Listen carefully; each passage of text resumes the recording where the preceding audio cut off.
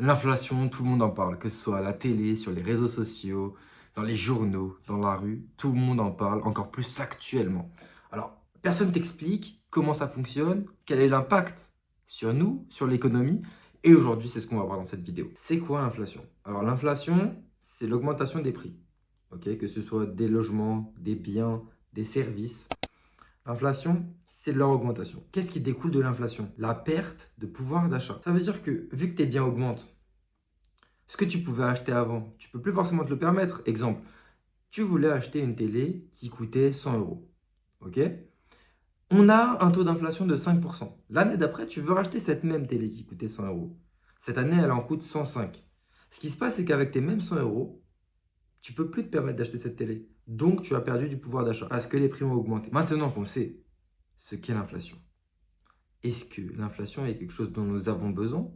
Est-ce que l'inflation est quelque chose d'utile ou au contraire, c'est juste néfaste? Alors, ce qu'il faut savoir, c'est que toutes les grandes banques centrales ont défini un taux d'inflation de 2% comme objectif, voilà, objectif annuel, objectif long terme. Ils veulent toujours se situer autour de la fourchette des 2%.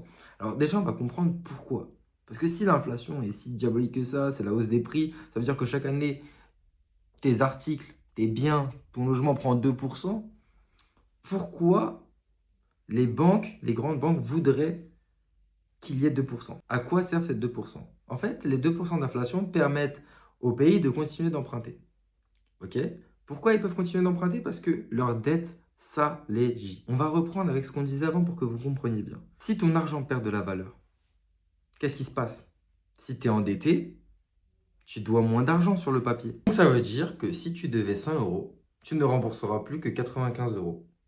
Ok? En termes de pouvoir d'achat, hein. En termes de pouvoir d'achat, tu avais emprunté 100 euros, tu rembourses 95. Maintenant, je vais vous parler du deuxième mécanisme. Parce que en économie, on a deux mécanismes, l'inflation et la déflation.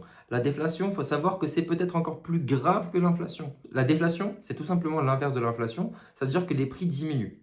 Mais qu'est-ce qui se passe quand les prix diminuent?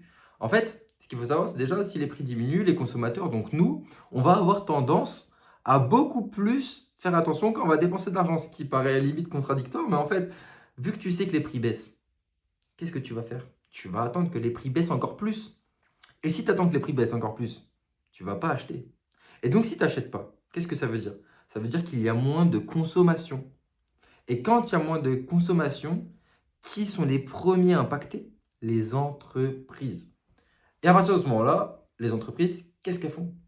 Bah, les entreprises, à partir de ce moment-là, elles génèrent moins d'argent, tout simplement. Parce qu'ils gagnent moins d'argent vu que les prix sont plus bas. Ok? Donc il y a moins d'argent, tout simplement. Ensuite, il y a moins de clients. Donc qu'est-ce qui se passe? On rentre dans une espèce de spirale.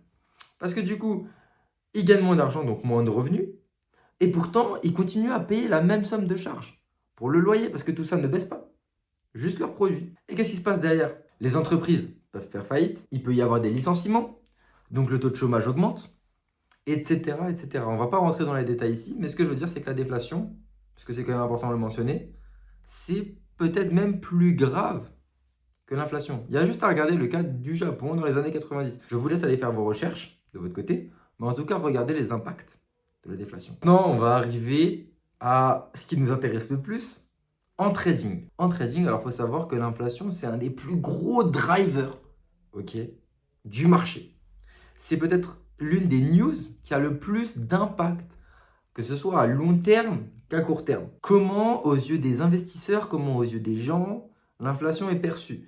Ce qu'il faut savoir, c'est qu'avec ce que je vous ai expliqué précédemment, l'inflation engrange énormément de choses derrière elle. Quand l'inflation augmente, ça va être positif pour une monnaie. Ok, par exemple, que l'inflation dans la zone euro augmente, on aura l'euro qui va augmenter, la valeur de l'euro qui va augmenter. Pourquoi? Pourquoi l'euro va augmenter si l'inflation augmente? En fait, ce qui se passe quand l'inflation augmente, c'est qu'on va augmenter ce qu'on appelle les taux directeurs. Ça, je vous ferai une prochaine vidéo, là où je vous expliquerai ce que c'est et à quoi ça correspond, qu'est-ce qui se passe. Mais en fait, ce qu'il faut savoir, c'est lorsque ces taux directeurs augmentent, et bah la monnaie prend de la valeur parce que du coup, tu rémunères plus, ok, les gens qui investissent sur ta monnaie. Ok, les gens qui investissent sur ta monnaie gagneront plus d'argent à investir sur ta monnaie. La monnaie, du coup, prend de la valeur. Et qu'est-ce qui se passe au niveau de tout ce qui est action? Tout ce qui est action, indice, perdent de la valeur.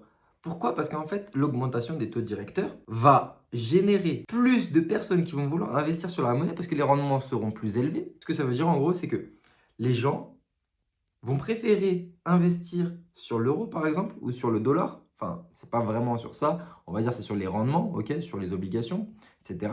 Mais ils vont préférer investir là-dessus parce que du coup, ça va leur générer plus de rendements et ils prennent moins de risques que s'ils investissent sur des actions.